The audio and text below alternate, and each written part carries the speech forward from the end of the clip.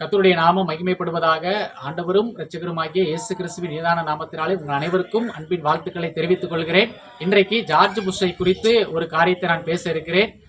George Bush அமெரிக்காவுடைய ஜனாதிபதியா இருக்கிறார். அவரிடத்தில் ஒரு நாள் ஒரு பேட்டியில விதமாக கேள்வி கேட்டார்கள். நீங்கள் இந்த பகுதிக்கு ஜனாதிபதியாக, இந்த நாட்டினுடைய ஜனாதிபதியா இருக்கிறீங்க, நீங்க ஒருவேளை நீங்க ஜனாதிபதி ஆகலைன்னா நீங்க என்ன பண்ணியிருப்பீங்க அப்படின்னு அவரிடத்துல கேள்வி கேட்கும் பொழுது அவர் விதமாக சொன்னார், என்னுடைய சொந்த ஊர் டெக்சஸ்.